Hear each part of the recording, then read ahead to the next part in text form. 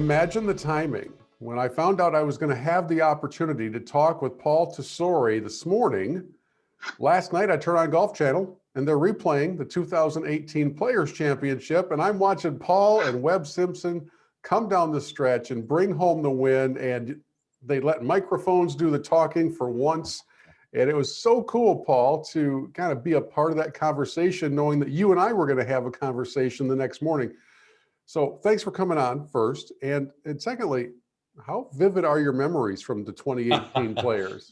Yeah, obviously, thanks for having me on. I always love talking about golf. It's been just such a special part of my life. The game has been incredibly good to me and my family. And anytime I have a chance to kind of geek out on it a little bit and talk about it, I'm going to take that opportunity. So thanks for having me on. And yeah, how about that last night? It was nice to kind of relive it. I've saved 2 tournaments from the last however many years, 20 years of caddying, and with technology now it's a little easier, but that's the 2012 US Open and obviously now the 2018 Players. And I just like to go back and watch them every now and then. And for it to be on last night, I got some text that it was coming on, and to be able to sit back and watch it and just kind of relive it. You know, for me, Ponte Vedra is home. I grew up in St. Augustine, which is right next door. I still have mom and dad and sisters and cousins and aunts and uncles. Everyone's still here in town. My grandfather taught me to play the game just down the road in Jacksonville Beach, and my dad as well. And so for me to win that tournament, it's the second biggest tournament in the world for me personally to want to win. The Masters would still be number 1, and then the Players would be number 2. And you know, for the timing that it came, Webb and I had been in a good solid 3-year slump. Obviously, the USGA's putting ban of the anchored putting was a big part of that. Webb fell from being one of the top 40 putters in the world to very quickly down to 180th on tour. And we were starting to wonder, would we ever, you know, kind of get back to that level of the team events every year, the tour championship every year, winning every year. And, you know, it was starting to become, you know, a pretty big wonderment, will that happen? And the year before, 2017, Tim Clark, who I'm sure a lot of your listeners still know and remember, a great player in his own right, also a Players champ. They had the same agent, and, you know, he had talked to me a little bit about Webb's putting, and I'd said that, you know, Webb was struggling, and he had asked me and his agent, do you mind if I say something to him? And I was like, no, please do. Obviously, I haven't been able to come up with the secret formula. And all Tim said to Webb was, you know, have you tried that kind of saw grip that he puts on, you know, the side of the putter? And Webb said no, and he tried. This was Wednesday afternoon of the 17 Players. And sure enough, we put it into play the next day, which is not something Webb does very often. He likes to put things into play and practice before something goes out, but we had kind of hit the bottom of the barrel, so why not? And immediately he started putting well. And that year we went from 192nd at the time to 88th by the end of the year. And then the next year, 2018, we finished 5th on tour in putting. And in particular, that week at the Players, it was just a special week with the putter.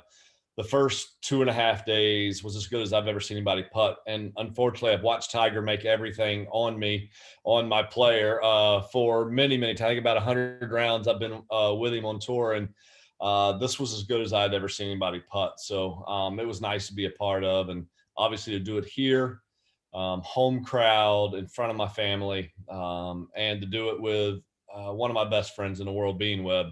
It was a special week and one that I'll never forget. And still for me is my highlight of my 20 years caddying.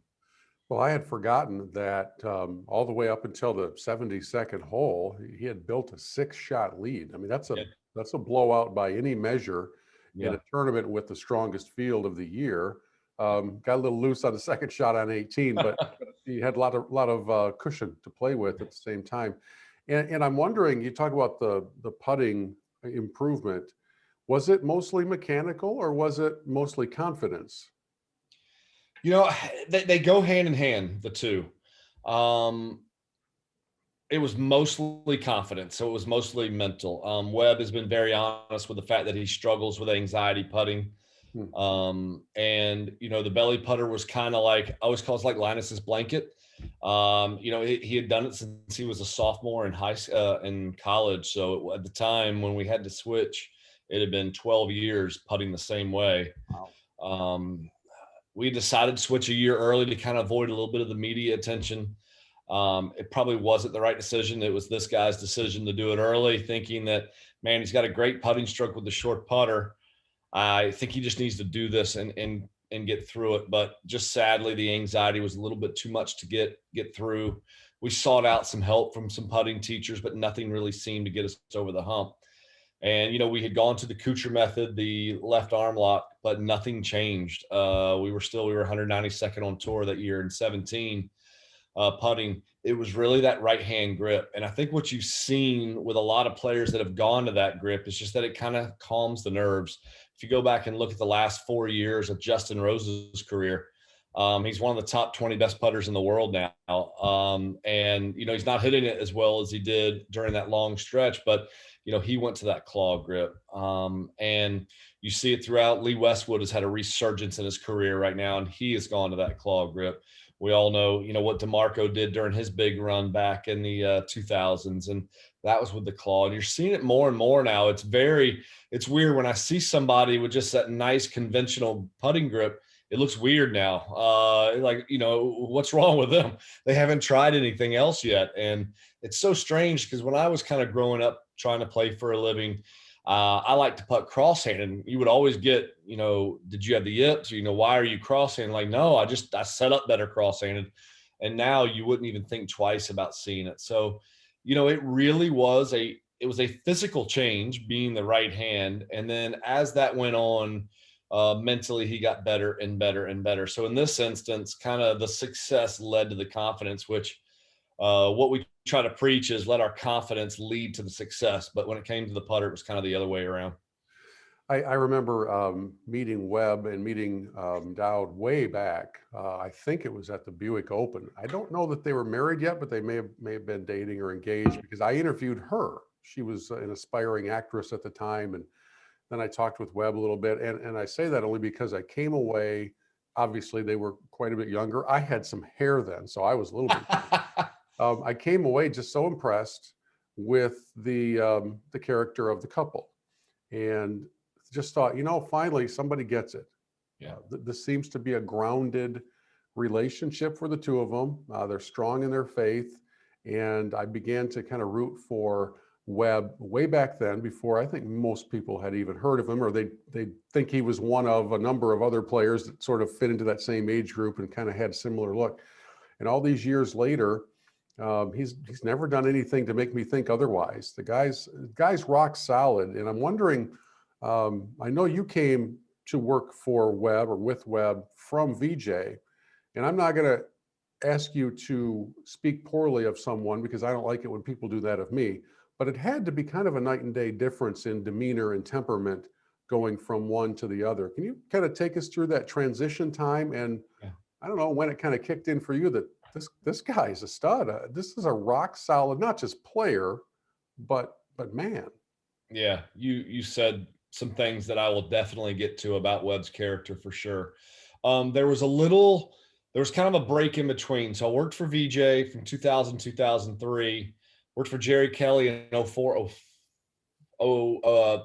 half of 03 and 04, back with VJ 05, 06, and then Sean O'Hare from 7 to 10. And so by the time Webb came around in 2011, I had kind of already, I'll say, grown as a caddy, leaving VJ, who gave me an opportunity to do something I love.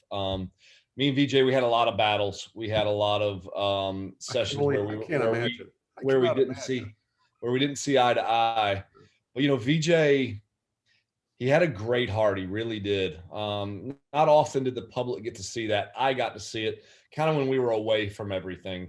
And I've got some stories there, but VJ I've always held in very high regard in my own life, just because he took a tour player who was struggling, who had just given up on his dream to continue playing, and said, "Hey, I want you to come caddy for me. I think having your teaching experience and playing experience might help me get to a place I want to go." He gave me a chance. We did some great things together. And now it's, when I look back on it, I get to do something I love because he gave me that opportunity. So I'm thankful of that.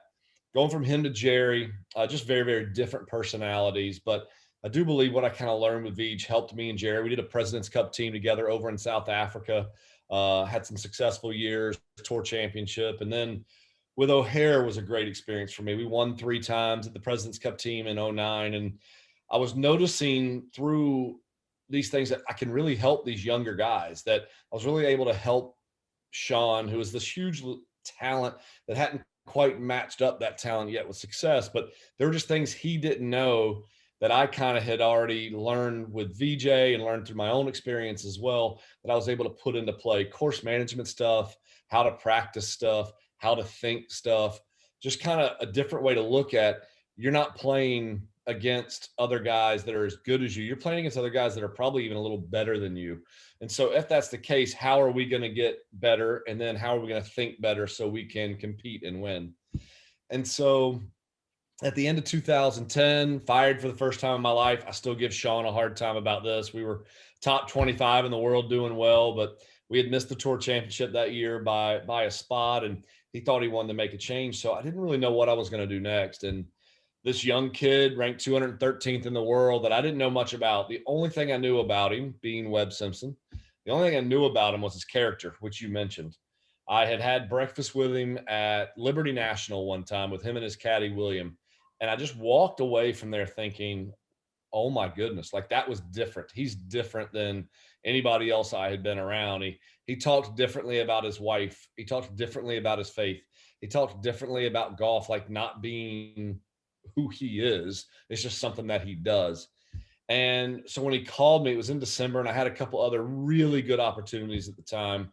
Both my other opportunities were top 20 in the world. And here's number 213 over here. And I had been saved that year. My faith was very, very important to me at that time. I had just become a Christian, and I didn't want to keep having these 3-year relationships where things would just kind of burn out. I'm really driven, so I can drive people a little crazy as well. And the players are obviously driven as well. And so those two things, they're great for a while, but they can struggle at times. And so I was with my fiance at the time, now wife, Michelle, and I was like, honey, something's pulling me to go this direction. And I said yes. And I'll never forget my first time with him. I watched him practice in Charlotte. I went up and, obviously met Dowd for the first time and met Webb. They had no kids at the time. They were married, but no kids. And I watched him practice, and I'm like, oh boy, what have I done?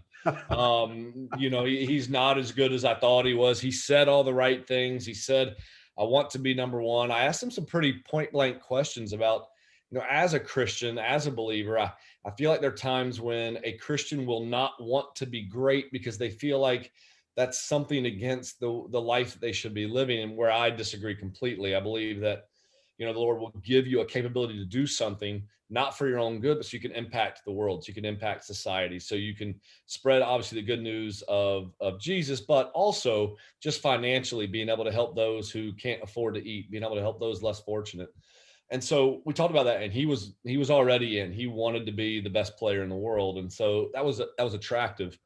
And when I watched him practice, I kind of knew right away that there would be some things. And I just remember our first week on the job, and I was already very concerned about his ball flight things, but he was receptive to hearing these things. And as the year progressed, he just got a little bit better, and he was putting things into place. And by the end of the year, we had finished second in the FedEx Cup. We had won twice. We were 10th in the world from 213. And then he gave me a lot of credit at the time. And my comeback has always been, I did teach you a lot about golf, but you taught me more about life. And it was so much about the way he treated his wife, the way he was as a friend to his friends, the way how outspoken and strong he was about his faith. And you don't have to believe the same thing I believe, but if you believe it, like, it's okay to feel free to talk about those things. And he was.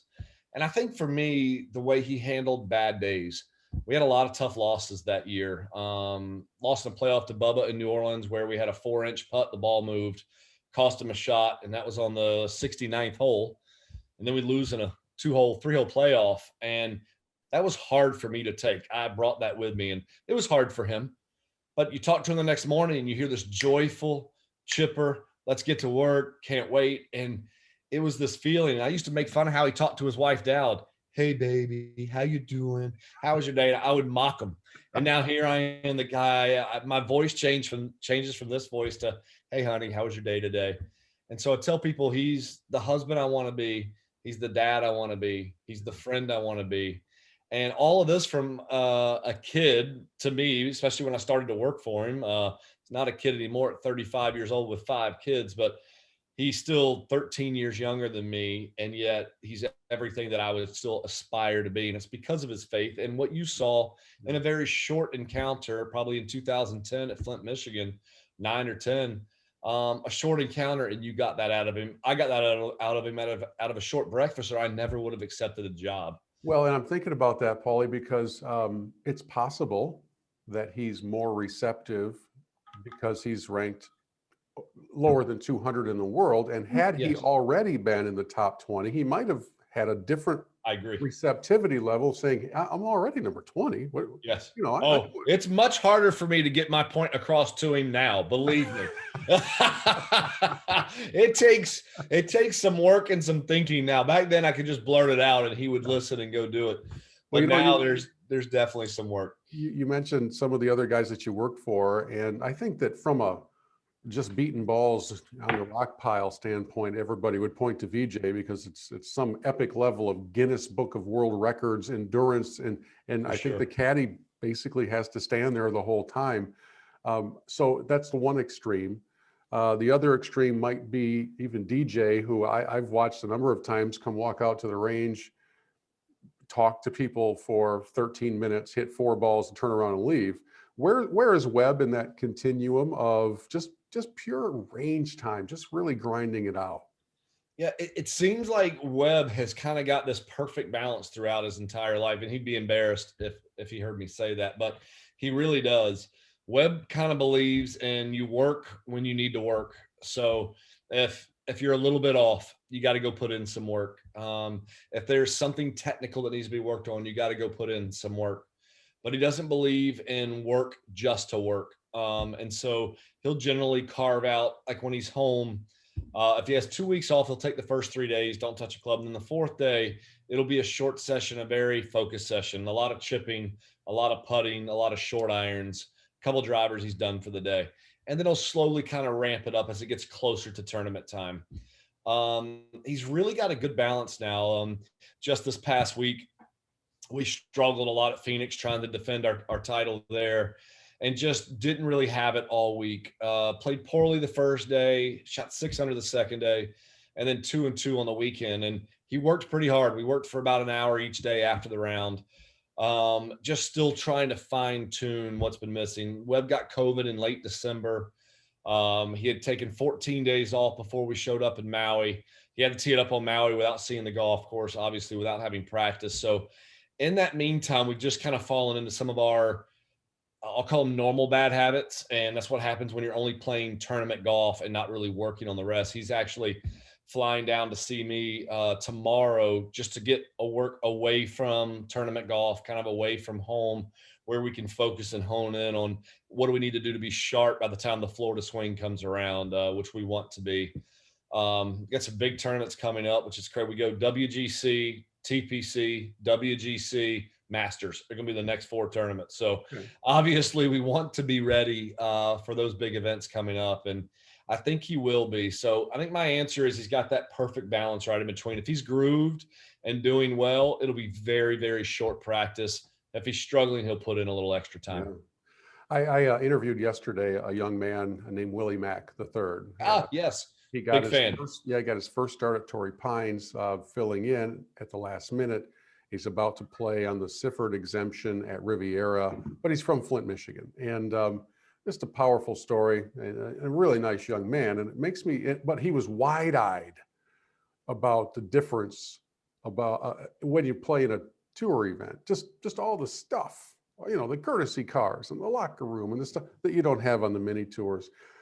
If you were in the ear of a PGA Tour rookie slash sponsor exemption, hoping for lightning to strike for a week, what would you want to tell a young man like Willie, maybe to help prepare him, not for the competition side of what the tour life is like, but maybe for what the life is like?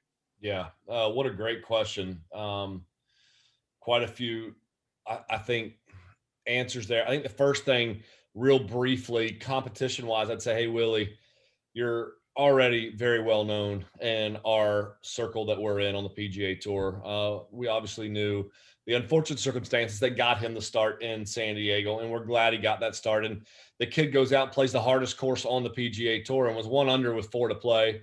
Bogeyed 3 to last 4, obviously, but still a good round. And then the Friday weather came in, he missed the cut, but he showed a lot of, confidence and a lot of moxie being able to go do that in that situation. I'd say, buddy, call one of the guys up, call one of the agents up, call one of these guys on tour and play a practice round with a bigger name just to kind of get in that circle real quick on a Tuesday, just so when you make the cut on Thursday and Friday and Saturday, you get paired with DJ or whoever you get, but it doesn't feel as big of a bust. You'll just kind of like, oh, yeah, it's the same guy I played with on Tuesday. So that would be the one thing. I think life-wise is remember who you are and don't try to be anybody else but that. And I'm sure I know a little bit about the story of Willie Mack. I read up on it. Again, what a tremendous story. And I would just say, don't be anyone else but you. Don't try to live up to the expectations that reporters are going to put on you, that your hometown's going to put on you, that your family's going to put on you, or, maybe even the African-American community is going to put on you in this situation. Just go be Willie Mack. You're good enough. You're a smart kid. You're a kind kid. Go be you and don't try to change that. And I think because he'll have a little more spotlight on him than a typical rookie would or a young player would, that would be my biggest advice for him. And then the next thing would just be find a mentor that you could use from the tour. And it doesn't matter who that would be for him. Obviously, Tiger, I think, would be a great mentor. And, Tiger's been a wonderful thing for me to watch change as kids, and his life and his humility has changed Tiger. It's beautiful to watch because now the fans can see, what's truly in there, which even me as a fellow competitor didn't get to see it during, that massive run that he was on. But now there's a kinder, gentler, more helpful, great sense of humor that came out at the President's Cup last year. He wore Paul Who on the back of his hat with the 2-1 from my Tiger Who days. But, that's the guy we have now. So I think those would be the things that I would tell Willie, and especially to reach out to Tiger because I know Tiger would help him. I think Tiger would enjoy that aspect of it. And they could develop, obviously, a great friendship, but you could learn from the greatest of all time as well. So that wouldn't be too bad. That is really good. Let me ask you one more caddying question, and then we're going to talk about the Tesori Family Foundation. Just, I think yesterday, the PGA of America declared that they will allow distance measuring devices in their competitions. I think it's been a long time coming. There seems to be a willingness on the part of the governing bodies to explore new things these days. I'm not sure necessarily why, but maybe they're trying to remain relevant. But for a veteran caddy like yourself, is that good news? Is that insulting news? Does it matter one way or the other? I've definitely got a strong opinion on this one. So that's good that you asked there. I don't like it for our level of golf at all. I don't think it has a place in our level. And I'm going to say our level because I think it's a necessity being rangefinders, distance measuring devices for events where caddies are not required. So for the U.S. Amateur, they should be allowed, and they are allowed. USGA allows their U.S. Amateur to use rangefinders. U.S. Mid-Ams, all the USGA events except for the U.S. Open can use them. And I like that because obviously in the USGA Women's Open and the Senior Open and in the R Open, the Men's Open, you have to have a caddy.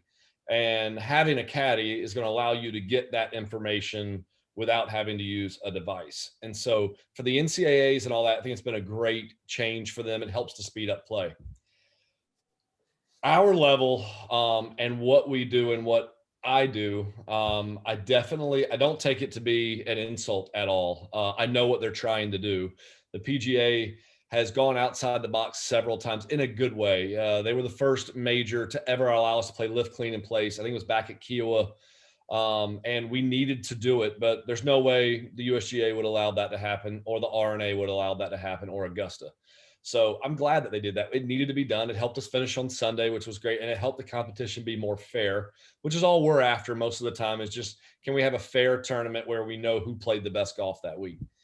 Now, as far as these devices go, it's going to really take down the experience of a caddy. It's going to take down the analytical aspects of a caddy in a lot of these situations. Now, a guy can caddy in his first PGA. He can not walk the golf course, and he can come out and on the first hole go, I'm just going to shoot that bunker. I know what the carry is. I'm going to shoot that pin. Now, there's a part of me that welcomes somebody to do that, because there's still a lot of other stuff that goes into it. But my last little part is, I think the PGA's desire is that it's going to speed up play. I honestly believe it's going to slow down play. And my example would be this.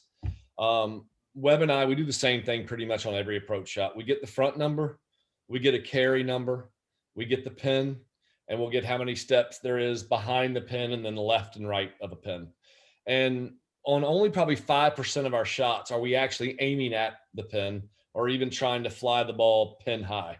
Generally, it's going to be a yard or two or even more one way, left or right of the pin. And it's going to be generally be short of the pin as we're playing for release to go up to the hole. So a great example will be, I can take a rangefinder right now from 150 yards and shoot it, and it'll say 151, shoot it, it'll say 49, shoot it, it'll say 50. It's going to be within that 1%. However, if it's going to be 2 yards off of what we've come up with, it's now going to create, okay, what are we going with? Because 2 yards can mean something. So if we've done front 130, cover 145, pin 55, rangefinder 158. Okay, what are we going to go with? Okay, Paul, let's go in between the two numbers. Let's just knock one off the rangefinder, go 57. Well, now I have to adjust my carry number. And now I got to adjust my long number. And now we have to adjust where we're going to fly the ball. And so I believe it's a mistake. The PGA of America did not contact the player or the Caddy Association at all, because I think we could have given them this kind of advice, being that, hey, we know what you're trying to do. It's just not going to work at this level. It will work at your Club Pro competition. I don't think they have to have caddies and Club Pro Championship. If they do, then I say don't use it there either. But if they don't, if it's not a prerequisite to have a caddy, I say use it. If it is, I don't think it's a place in the game. Are caddies ever consulted on anything that other than Bill, really? No, we really aren't. That's we've offered. We usually say we actually know a lot about the game, especially at this level, because the players sometimes are going to be a little bit more one-dimensional in the way they see things or feel things or hear things. It's going to be different. A guy that bombs it is going to want no rough. I'm going to want wide fairways. Webb Simpson, Paul Tesori, we're going to want tight fairways, dog legs with high rough, because we hit it straight but not far. And so it's hard to really get a consensus there in the middle. But as caddies, you're probably going to get a pretty solid view.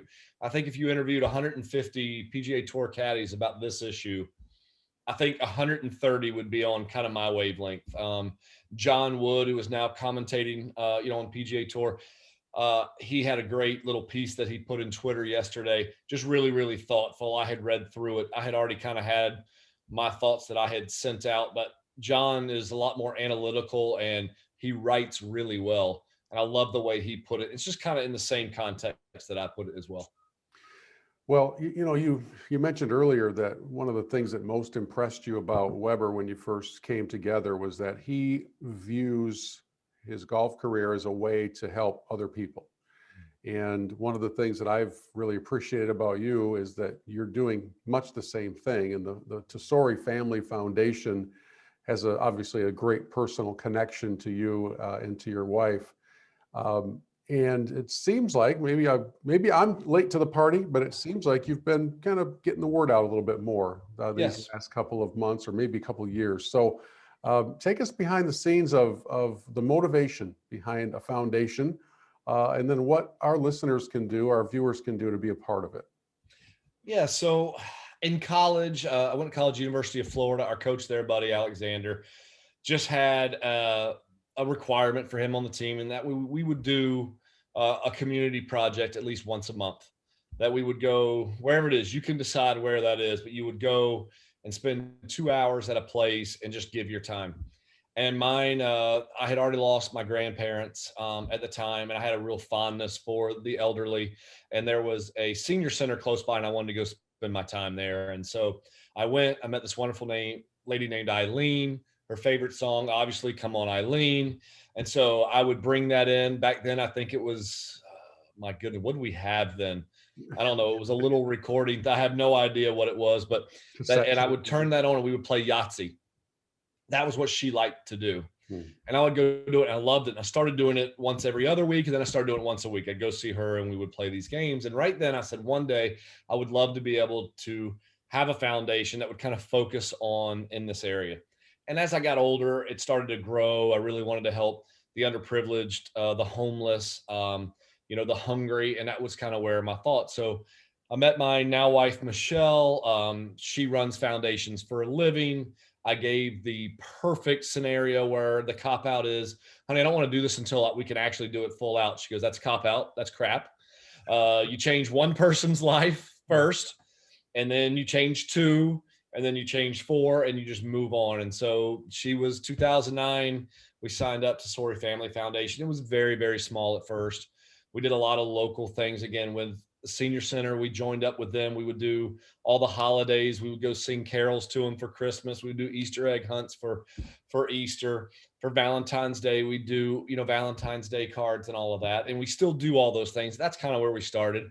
And then the Homeless Coalition of St. Augustine, we started doing a thing called Christmas Tree Angel, where we would go buy gifts for homeless families, and we would buy presents for the adults and for the kids, and we would wrap them and deliver them to the Homeless Coalition, and they would deliver it on Christmas Eve to them. And we loved it. And that has now grown into being 100 families that we do. We get all volunteers meet at Kohl's. We basically close the store down. We all go shopping. Families love doing it. Mom and dads love bringing their kids to kind of teach them, obviously giving back what it means. But then a little lightning strike happened, and it was a beautiful lightning strike in 2014. But my son Isaiah was born January 4th, 2014. And Isaiah just happened to have trisomy 21, AKA Down syndrome. And so very quickly, we went from kind of being a little bit of just focused on these couple of areas to that expanding a little bit to the special needs community. My wife had this great idea, the Buddy Basket program. So when Isaiah was born, we never really had an opportunity to celebrate that birth. It was just more about, your son has Down syndrome. We got to keep him in the ICU for a week. And, you're getting pamphlets from the Down Syndrome Association of Jacksonville and from all these other places that you need to have speech therapy, occupational therapy, physical therapy right away. There was no time to really celebrate this beautiful gift from God. And we never really got that. And so it was Michelle's idea to say, hey, why don't we find out when there are children born that we can go and give the parents a buddy basket? Because Isaiah is going to have a little buddy now. This is all Michelle's idea. I'm not smart enough to come up with these things. So, and we did, and we've now got a little over $2,500 of donated gifts that we put in there. And it's just for mom and dad. They're, dinners to eat out.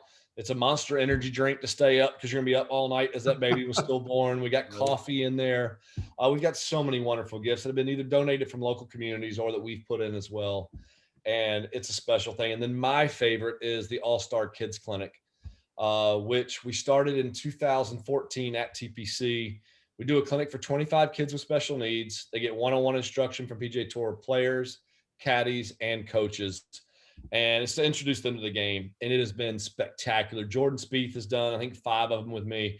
Weber's done over 5 with me. We've had Justin Thomas. A lot of other tour players have helped us out too. I can't go into everybody's name. I think there's over 40 now that have helped us at these clinics. And starting last year, we were going to have 22 throughout the season on the PGA Tour. But then this whole COVID-19 decided to jump in and mess everybody's day up. So we're still doing some on Zoom. We're still sending them to the local First Tee, who also joined with us in getting these done. But it's been just a beautiful thing to be a part of. And, we have a lot of other programs that we do as well. You can check us out, TesoriFamilyFoundation.org.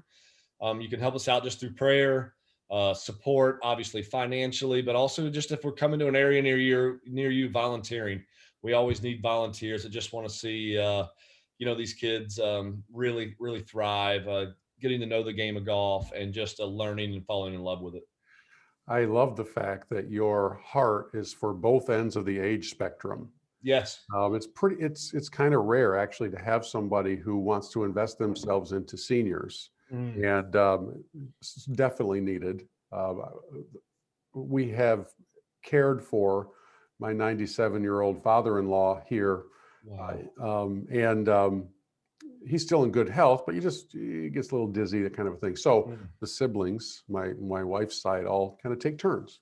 I And love that. he was here for about 20 days, and I was having just a lazy Saturday. I did not want to work out. I usually do about 6 days a week. And Attaboy. I look up, I'm on the couch. I look up and he's got his walker, and we don't have a big place, but there's an opening between the living room and the kitchen. So he's doing laps with his walker. How about that? He does about 20 of them, and he stops and he says, well, guess it's time to unwind. And he goes the other way for another 20. Meanwhile, I'm just sitting on the couch like a lazy slug, and I thought, man, Oh, if he can do this, I got to do something. And I love that. I love that. And anybody that's listening too, and you don't have to obviously get on board with what we are trying to do, but this day and age, it is shocking what these food banks need. They Yeah. are running low everywhere. You've got people like you and I that might have had a great job a year ago that are now without a job, without ability to pay bills. They've got their children at home and they just need food, good, healthy food. And Yeah. that has been a huge point. We've had to kind of move some of our money around because we haven't been able to do as many of the All-Star Kids clinics, but to help the local food banks as much as possible, either go down and serve, or they really need product more than anything else. So it might be a good thing for the family to do together, or just, if it's something that you haven't thought of, if you've been fortunate enough, like I have, to still have a job through this entire thing to go forward and do that. And, you had asked one other thing about the foundation. It feels like we're pushing it forward. When we had been Webb had kind of fallen off the scene a little bit. Obviously, we had fallen about 100th in the world, and he wasn't talked about. Well, when Weber started playing better than when he won the Players, Michelle and I knew that it was a big time to strike while the fire was hot, and so we did. And that's when we really started getting the word out more and more. And we have grown exponentially since then, just in donations and in volunteers and in everything else. So we're so thankful to be a part of it, and giving back, as and as you've seen, even taking care of your father-in-law, but giving back, we get more out of it than the people that we're giving to, for sure. It's an incredible experience. Well, back at the beginning of the shutdowns when COVID was launched about a year ago, really, I put some videos together, not from the golf world, but from the consulting world that I'm a part of. And I work with a number of faith-based organizations. Many of them are homeless shelters. And I said that this forced sabbatical, which is what I kind of calling COVID, makes us all slow down. It's a time when you can do the things that you have said for years, if I only had time. Yeah. Whatever your checklist is, whether it's losing weight, or maybe it's volunteering, or maybe it's spending time talking to a neighbor or somebody, this is the time. You have nothing else to do. You can't go out to eat. You can't do anything else, especially here in my state where everything is locked down. And my greatest fear is that whenever this whole thing is done, whenever we have the big mask burning parties in the town square and we can all go back to celebrating and putting 80,000 people in a stadium, I would hate to get to the end of all this and realize that I had wasted the whole thing. Wow. All I had done was binge Netflix and learn how Uber Eats works on a daily basis. If that's the extent of what comes out of the pandemic era for anybody, what a shame, because that's really powerful, Bill. Yeah. Well, as you had pointed out, there's need everywhere. And for those people like us who are people of faith, who want to do what the Lord has gifted us to do and commanded us to do, frankly, Yeah, there you go. to ignore all of that is to your own detriment, as well as the harm of your neighbors in your community. So I love the fact that you guys are still cranking after it. And you know what, Paulie, I've been a big Weber fan for a long time. I follow you guys from afar. I don't think, I've met Webb once in my life. And at the same time, it's a good example to follow. Somebody who has a platform. Now, his platform and mine are a little bit different, but it doesn't matter. That's right. What if we dedicated our voices, our microphones, our cameras to trying to make a difference? And by the way, you can still have fun at the same time. Absolutely. There's no point in scripture. My golf audience is going to love it when I start preaching. There's they're gonna be like, unsubscribe, unsubscribe. There is no place in scripture where we are called to be miserable while serving. Right. Yeah. I can't figure out why people sometimes think that way. It's actually called to be the opposite. You're called to be joyful. Yeah, very much so. Joyful when giving. Yeah, it's incredible. That's, if you can imagine this voice singing carols at the senior center for Christmas, you know that I'm having to I find a joyful spot to do it, because nobody really wants to hear this. My daughter says, "Daddy, just a little quieter." I'm like, okay. Maybe you look up at the audience and you see him turning the hearing aids down a little bit. That might be happening for sure. I'm too self-consumed on what I sound like at the moment to notice, but that's probably the point. Well, folks, it is the Tesori Family Foundation. And as you've heard, you can be a part of it, and they will put your donations to good use. And I think that the key takeaway is whatever it is that you feel led to do it. Yeah, that's Don't it. Don't just sit on it, and don't just think about it. Just don't use my excuse. That's right. Don't use my excuse that I can't do it all the way. That's just an excuse. Just make the difference in one person's life and then go from there. Paul, I can't thank you enough, man. It's an awesome conversation, and we wish you and Webber nothing but the best. And one of these days, hopefully you'll come play in Detroit. I don't know if that's on your schedule or not, but one of these days I hope to see you in person. Absolutely. We did last year, and we're talking about going back. We really enjoyed the golf tournament. So, Bill, hope to meet you soon, and thank you for having me on.